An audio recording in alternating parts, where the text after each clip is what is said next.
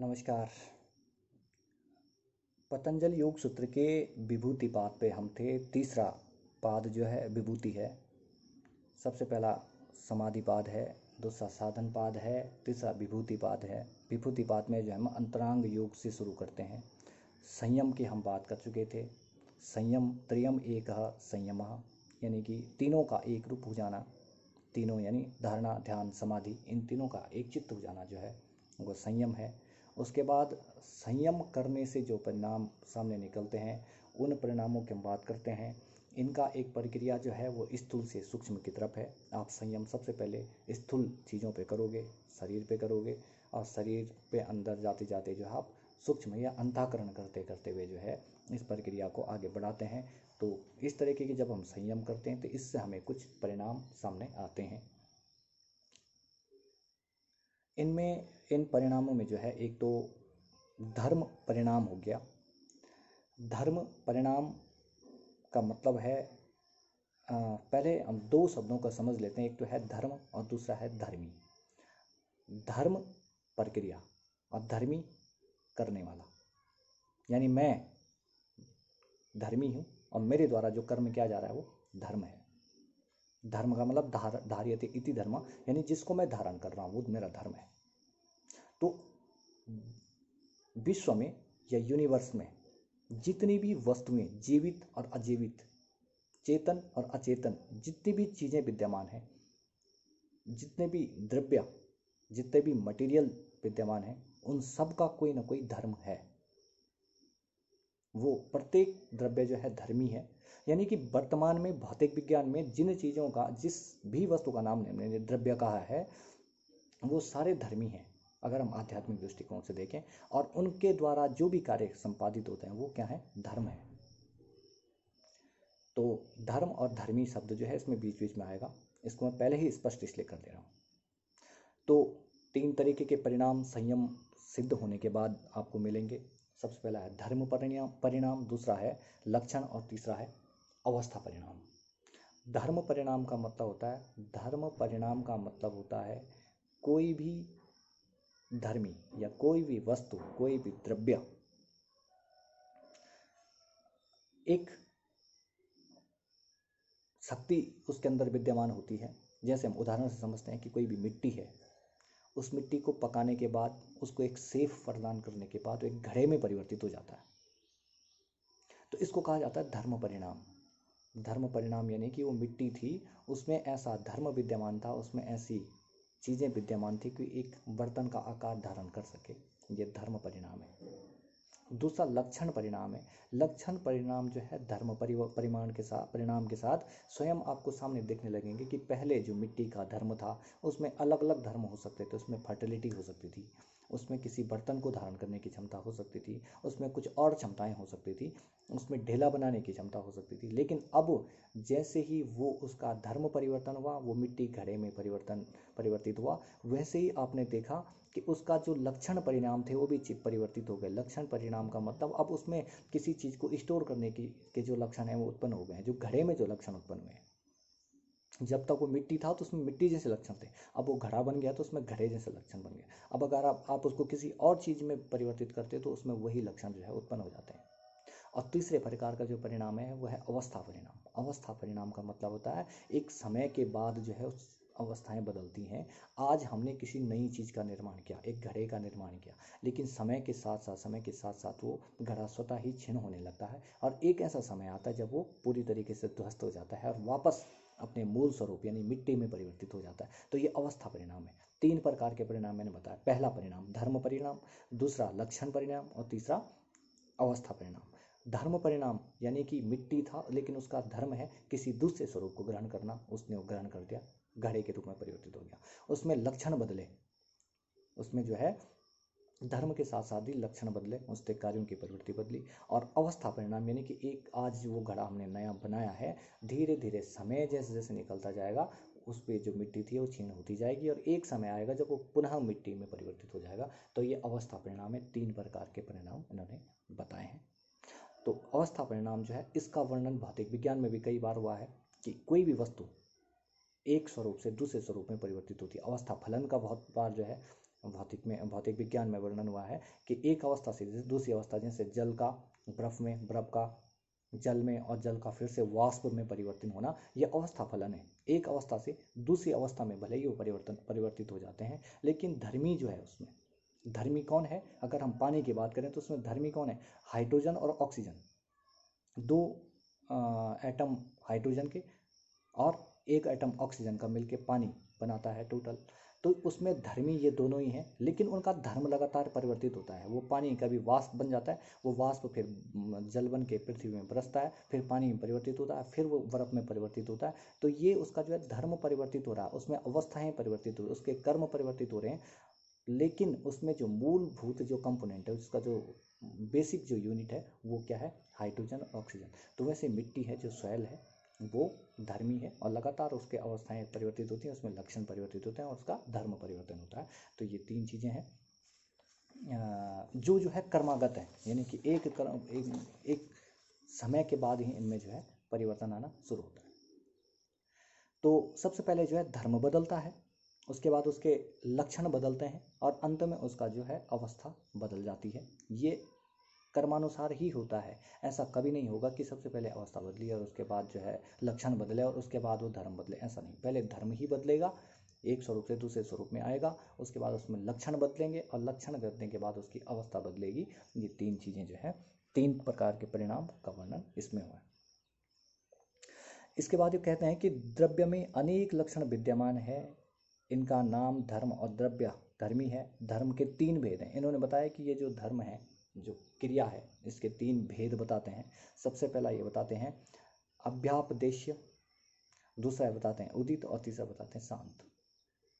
तो पहला जो भेद है धर्म का, वह है धर्म यानी लक्षण, जिसकी हम बात कर रहे हैं, जिन कैरेक्टर्स की हम बात कर रहे हैं, जो क्रिया की जो हम बात कर रहे हैं। तो अभ्यापदेश्य का मतलब है जो धर्म धर्मी में शक्ति रूप में विद्यमान है, यानी मिट्टी में जो है घड़ा बनने की प्रवृत्ति पहले से विद्यमान थी, भले ही उसका भविष्य है, लेकिन उसमें वो शक्ति आज से ही विद्यमान है। और वो शक्ति जैसे ही हम उसको घड़े में परिवर्तित करते हैं तो वो जो है उसका वर्तमान सिद्ध कर देती है। तो सबसे पहले क्या है? अभ्यापदेश्य, यानी कि जो शक्ति उसमें पहले से ही विद्यमान है, उसका व्यवहार भले ही हमें अभी दिखाई ना दे कि ये मिट्टी कभी घड़े में परिवर्तित होगी, ऐसा हम नहीं देख पाते हैं।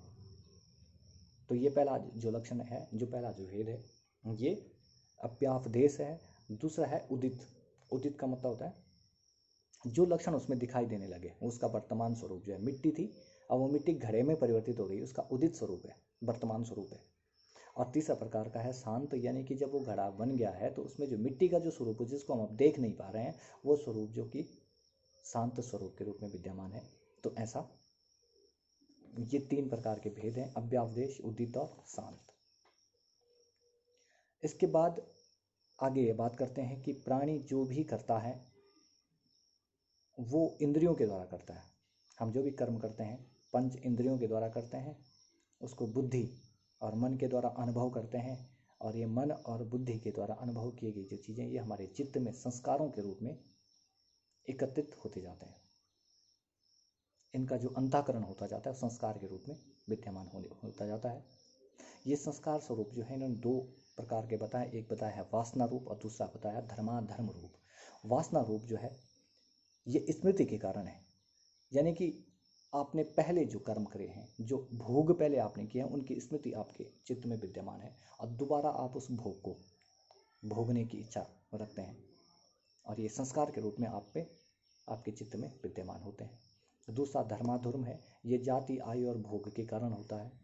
जो जिस समय ये वर्तमान में आपने जो कार्य किए हैं उन कार्यों के आधार पे आप दोबारा उन भोगों को भोगना चाहते हैं। तो ये दोनों रूप जो है जन्म जन्मों से संचित होते जाते हैं और इनके फलस्वरूप जो है संस्कार जो है आपको नया स्वरूप प्रदान करवाते हैं। तो इस टोटल चीज़ को हम इस तरीके से समझना चाहते हैं। आप इसको ऐसा भी देख सकते हैं कि कई बार हम आपने किसी व्यक्ति को देखा होगा कि वो पहली बार किसी चीज़ से मिलता है, उसको बहुत ज़्यादा पसंद करने लगता है, या फिर किसी चीज़ से उसको अचानक पहली बार मिलता है और पहली बार में डर लगता है, जबकि हमें नहीं पता कि वो हमारे लिए घातक है। वो वस्तु जिसको हम देख रहे हैं, जो जानवर हम देख रहे हैं, जो चीज़ें हम देख रहे हैं, हमें उससे अचानक डर लगने लगता है। हमें नहीं पता होता है कि हमने इसको कभी देखा है।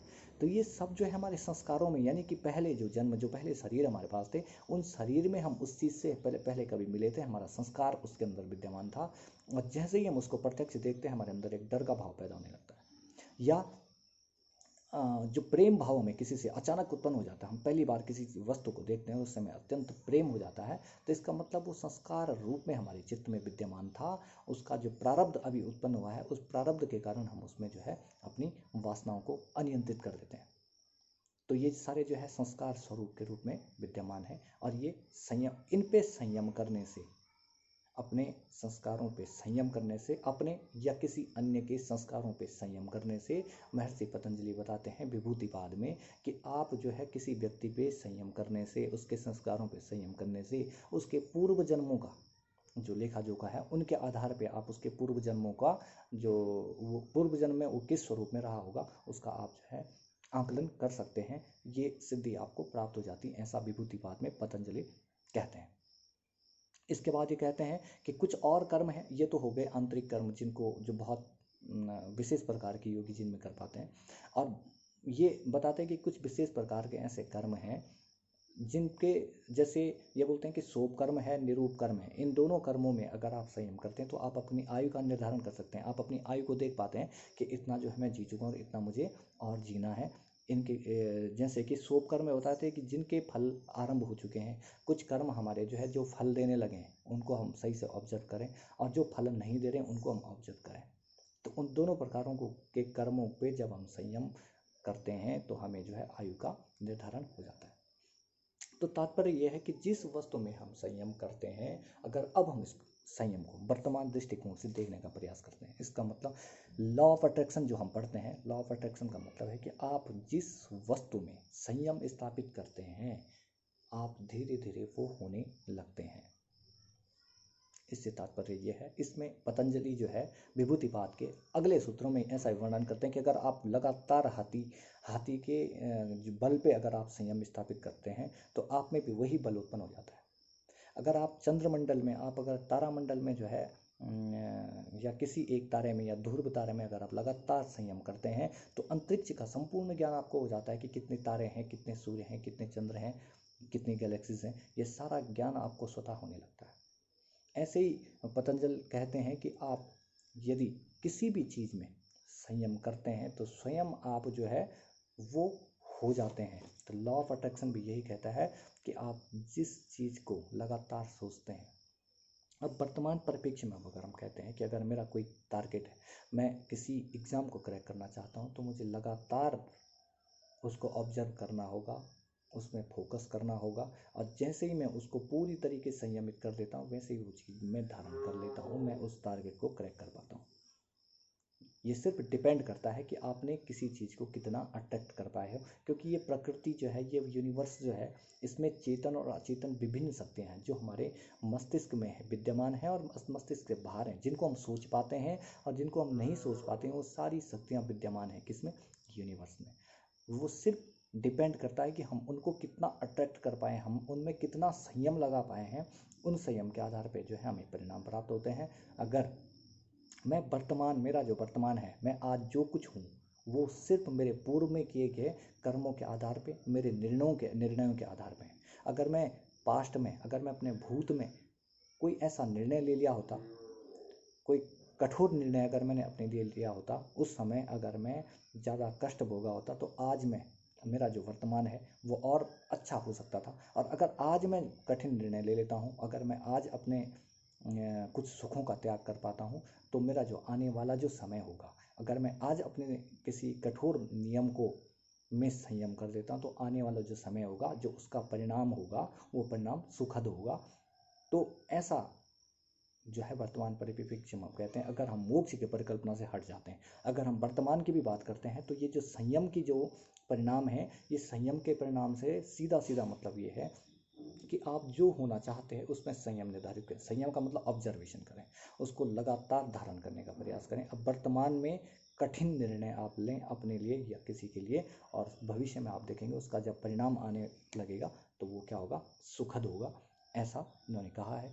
इसी प्रकार से आगे महर्षि पतंजलि कहते हैं कि ये तमाम प्रकार की जो धारणा है, जैसे हम अपने नाभि मंडल में संयम स्थापित करने से जो है अपने शरीर के समस्त धातुएं को, अपने शरीर में जितने भी हमारे नर्व हैं उन नर्व को हम जो है देख पाते हैं, हमें इतनी क्षमता उत्पन्न हो जाती है। अपने हृदय को अगर हम ऑब्जर्व कर पाते हैं, उसमें संयम स्थापित करते हैं, तो अपने शरीर में जितना भी ब्लड हमारा है, जितना भी कंपोनेंट हमारे शरीर में अलग अलग पहुंच पाते हैं, हम उसको जो है ऑब्जर्व कर पाते हैं कि कौन सी सेल में कितना प्रोटीन गया है, कितना कार्बोहाइड्रेट गया, कितना, इतनी शक्ति जो है, इतनी दिव्यताएं हैं जो मस्तिष्क में उत्पन्न होने लगती हैं।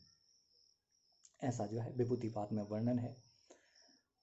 और इसके बाद जो अगला है उसमें अष्ट सिद्धियों का वर्णन उन्होंने किया है। अणिमा, लगिमा, गरिमा, महिमा, प्राप्ति, प्राकाम्य, वसित्व।